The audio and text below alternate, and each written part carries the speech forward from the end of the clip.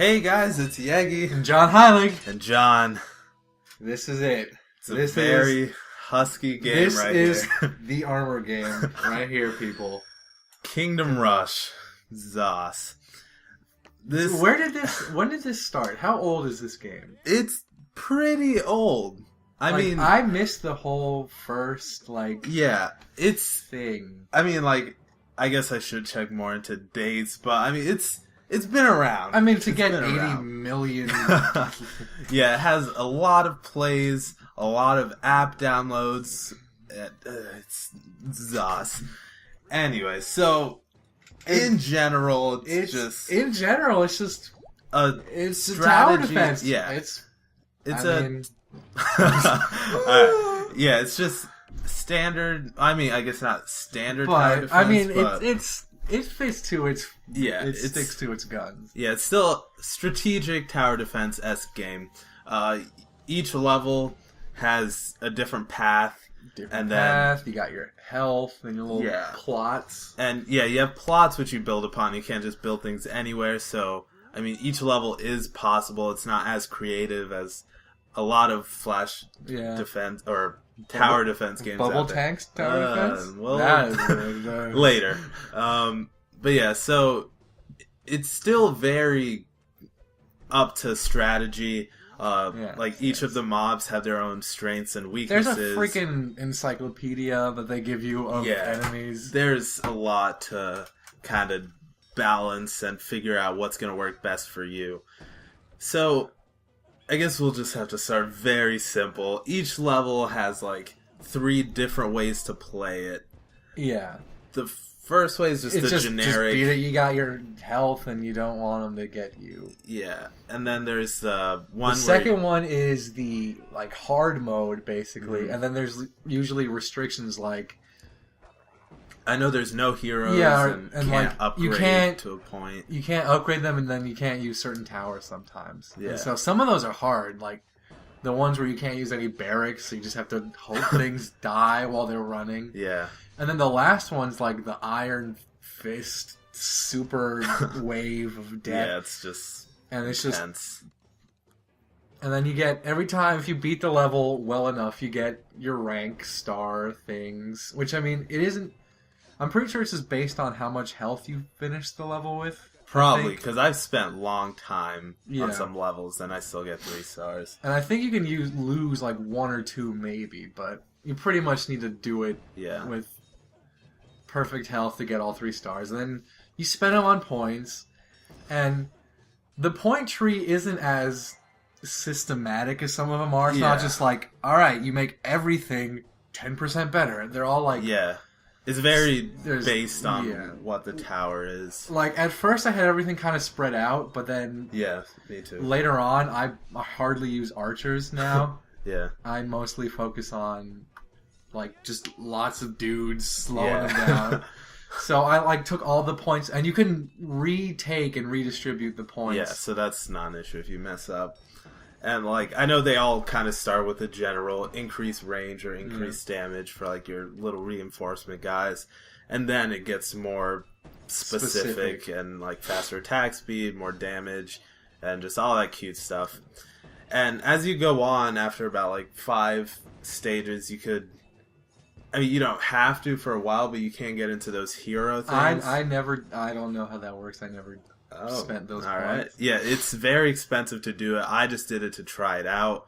I do regret doing it early on. And like you said, you got... How far are you? This? Pretty distanced. You've spent quite a bit of time. But you have...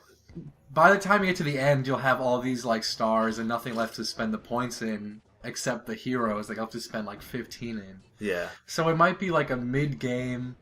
Yeah. Spend it on them, and then you have enough upgrades. I haven't tried it yet, but it might be something. But because half of the modes don't let you use them. Yeah, anyway, exactly. So. I like it. It's just kind of extra mobility and fighting, and they move around, so you could actually put them somewhere you want. And the thing that kind of helps make this different is the fact that along with the towers, you have your reinforcements and then your little fireball things. Those help so much. And so and some games try to do both like they try to have a bunch of towers and then a bunch of magic. Yeah.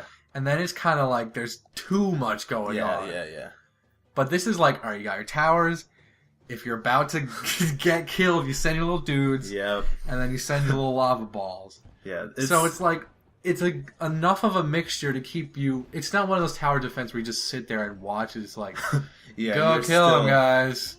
And like the refresh on the reinforcement tallies are very fast. It's like 10. I mean, they kind of suck, but they still hold back 2 guys, and it's very helpful a lot. So it has a good balance of set time, like set and then real time maneuverings. Like I've played a lot of tower defense games, and a lot of the older ones like are still good. Main one like Flash Element Tower Defense. That was personally my favorite. We'll do that later. And that one's mostly just you just put towers wherever you want. And then like newer tower defense games are trying to do too much of both. And then I feel like this one's legit pretty perfectly down the middle in terms of doing too much. Because like even with the fireball, sometimes I forget I have them. Yeah. But then once that one time where you freaking need the thing, it's gonna. And I mean, it's nice that you could upgrade that. Like, and if then, you upgrade is in real time. You don't need to.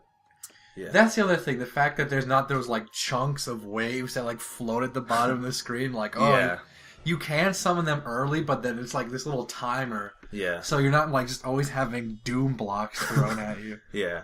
So that's very nice to have, because I know a lot of games it's just like, I have this much more to go, and this one can drag on at times. Yeah, some of the levels are friggin' hard, but those are cool because then you get to build up your giant friggin' Big Bertha cannons and Tesla coils.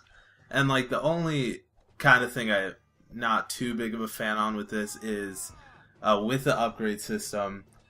It's not one of those games that you can upgrade. Like if you're stuck somewhere. Like, you can't really go camp the only thing you can really do is try to get all 3 stars and then try to negotiate your distributions. Just kind of figure out where you could get an extra star from, like, the harder modes in.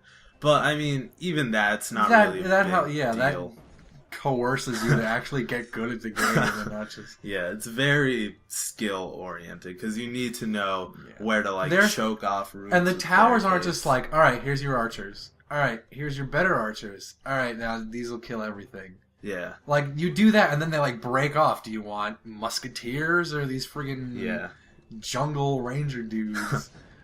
And then, do you want dark matter magicians or these, like, sludgy summon guardian ones? So it's more than just archer. So even though there's only 4 towers, there's, like, at least different...